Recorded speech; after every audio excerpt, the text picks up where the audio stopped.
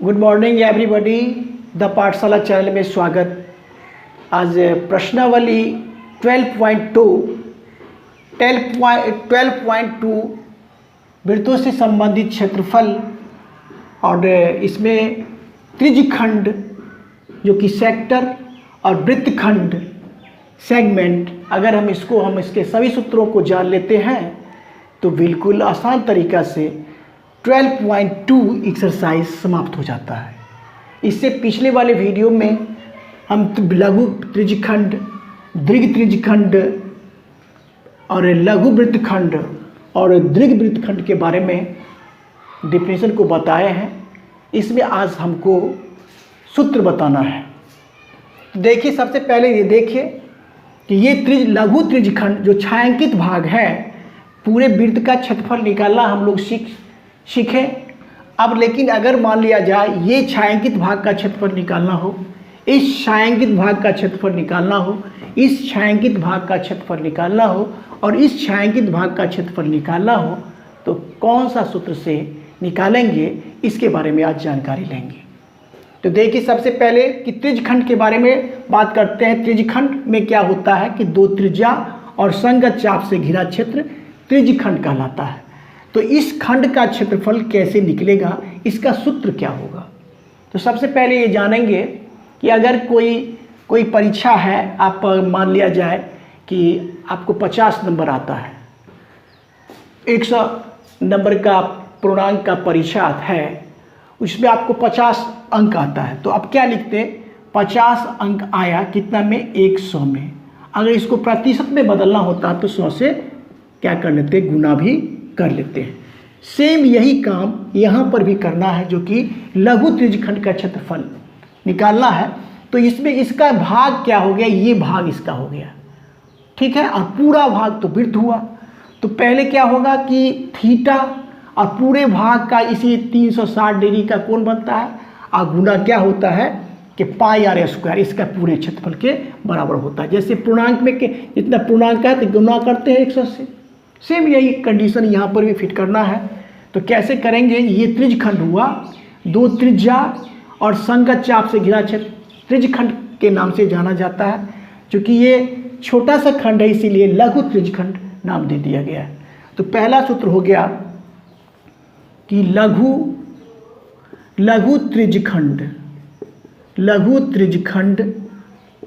का क्षेत्रफल, लघु त्रिज्यखंड का क्षेत्रफल बराबर क्या हो गया, ये क्षेत्र इसका बना तो थीटा, और पूरा क्षेत्रफल कितना, पूरे का कोण बनेगा कितना डिग्री, 360, और पूरे का क्षेत्रफल यानी थीटा बाई 360 गुना पाई आर स्क्वायर, ये आपका लघु त्रिज्यखंड का क्षेत्रफल हो गया। अब देखिए, लघु त्रिज्यखंड का क्षेत्रफल हो गया। दूसरा लीजिए, जब ये कोण, अब दीर्घ त्रिज्यखंड का क्षेत्रफल कैसे निकलेगा, जब ये कोण आपका थीटा हो गया, जो कि त्रिज्यखंड का क्षेत्रफल निकाले। अब हमको ये दीर्घ त्रिज्यखंड का क्षेत्रफल निकालना है, तो क्या करेंगे, दीर्घ त्रिज्यखंड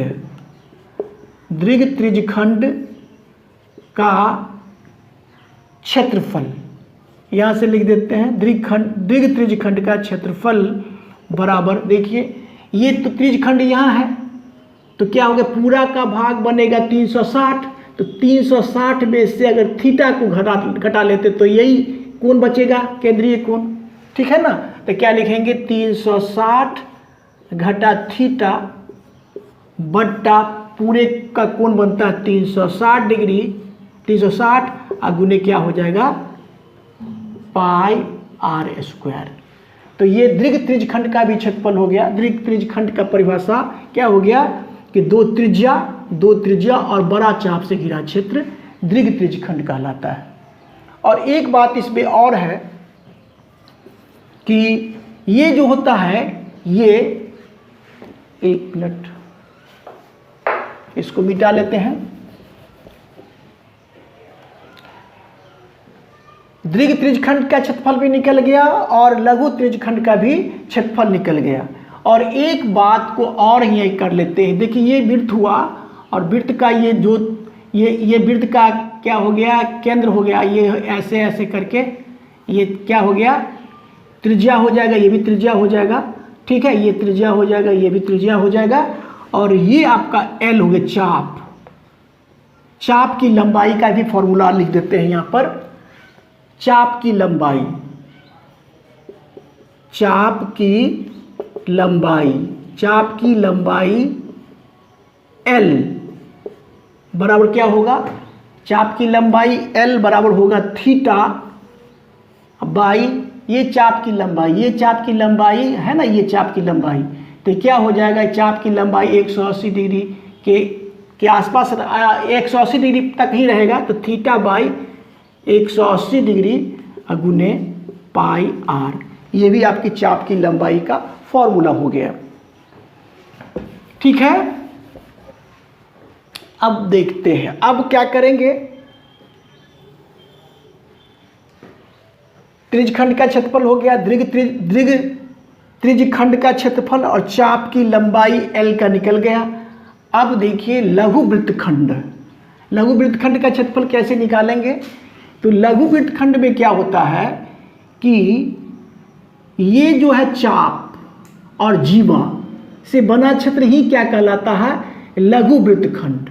तो लघु वृत्तखंड का क्षेत्रफल क्या, अगर मान लिया जाए ये जो है ये परिधि को केंद्र से मिला देते हैं और ये परिधि के केंद्र से मिला देते, ये केंद्र को परिधि से फिर मिला देते हैं, तो ये बन जाता है आपका त्रिभुज।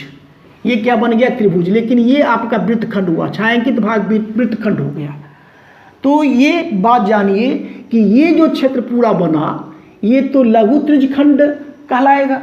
तो लघु त्रिज्यखंड के क्षेत्रफल में से अगर वृत्तखंड का क्षेत्रफल घटा लेते हैं, लघु वृत्तखंड का क्षेत्रफल क्या करेंगे, पूरे त्रिज्यखंड के क्षेत्रफल में से अगर त्रिभुज के क्षेत्रफल को घटा लेते हैं तो वृत्तखंड का क्षेत्रफल मालूम हो जाता है। तो हम लिख सकते हैं, 4 में लिख लेंगे कि लघु वृत्तखंड, लघु वृत्तखंड का क्षेत्रफल, लघु वृत्तखंड का क्षेत्रफल बराबर क्या होगा, लघु त्रिज्यखंड का क्षेत्रफल, लघु त्रिज्यखंड, लघु त्रिज्यखंड का क्षेत्रफल। ठीक है, लघु त्रिज्यखंड का क्षेत्रफल मतलब ये यहां से लेकर के यहां तक, घटा त्रिभुज का क्षेत्रफल कर सकते हैं, त्रिभुज का क्षेत्रफल। ये हो गया लघु वृत्तखंड का क्षेत्रफल। और लघु वृत्तखंड का क्षेत्रफल एक और हम लिख सकते हैं, लघु वृत्तखंड का क्षेत्रफल के लिए एक और है कि r square pi theta by 360 घटा 1/2 साइन थीटा डिग्री। ये आपका डायरेक्ट फॉर्मूला हो गया, या तो आप ये फॉर्मूला से बनाएं या ये फॉर्मूला से बनाएं। ठीक है, अब देखिए 5 में आइए कि लघु वृत्तखंड का क्षेत्रफल हो गया। अब दीर्घ वृत्तखंड का क्षेत्रफल, दीर्घ वृत्तखंड मतलब कि चाप और बड़ा जीवा से घिरा क्षेत्र, दीर्घ वृत्तखंड, दीर्घ वृत्तखंड का क्षेत्रफल, दीर्घ वृत्तखंड का क्षेत्रफल बराबर यहां से लिख देते हैं, दीर्घ वृत्तखंड का क्षेत्रफल बराबर, देखिए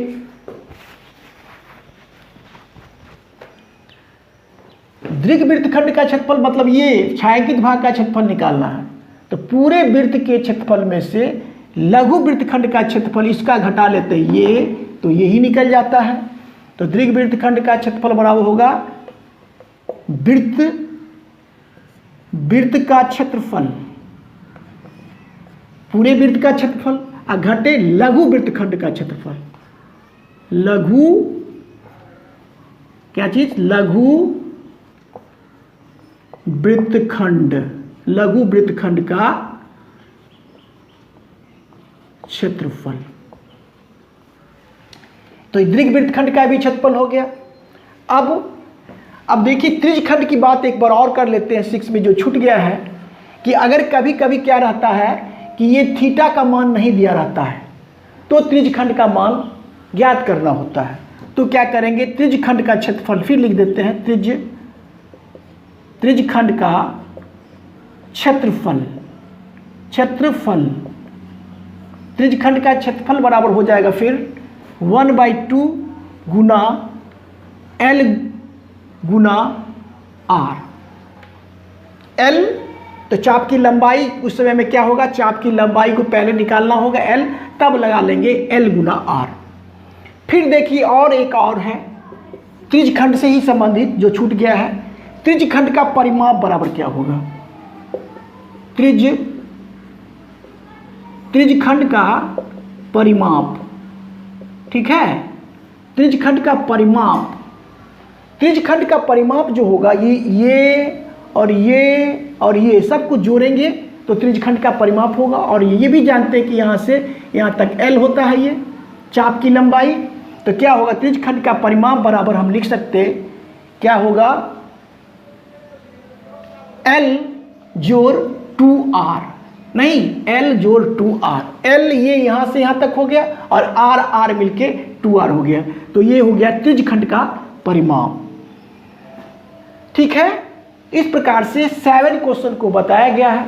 और इसमें एक लघु वृत्तखंड का क्षेत्रफल बराबर है कि लघु त्रिज्यखंड का क्षेत्रफल, माने लघु त्रिज्यखंड का क्षेत्रफल, माने लघु त्रिज्यखंड के क्षेत्रफल ये हो गया, पूरे में से घटा लिए लघु वृत्त घटा लिए, त्रिभुज का क्षेत्रफल को घटा लिए, तो ये आपका निकल जाता। एक तो फॉर्मूला ये हुआ और एक इसी के सब डायरेक्ट फॉर्मूला क्या हो गया, r² into pi theta by 360 घटा 1/2 साइन थीटा डिग्री। इस फॉर्मूला डायरेक्ट फॉर्मूला है जो कि लघु वृत्तखंड का क्षेत्रफल आप निकाल सकते हैं। लघु वृत्तखंड का क्षेत्रफल निकलेगा, दीर्घ वृत्तखंड का भी क्षेत्रफल निकाल लिया गया। इस प्रकार से सभी को फॉर्मूला को बताया गया। अगर इस फॉर्मूला को सही तरीका से आप समझ लेते हैं तो बिल्कुल आसान तरीका से ये आने वाला चैप्टर जो है प्रश्नावली 12.2 आसान तरीका से सॉल्व हो जाएगा। मेरा वीडियो अच्छा लगता है तो लाइक शेयर और सब्सक्राइब कीजिए। Thank you, take care.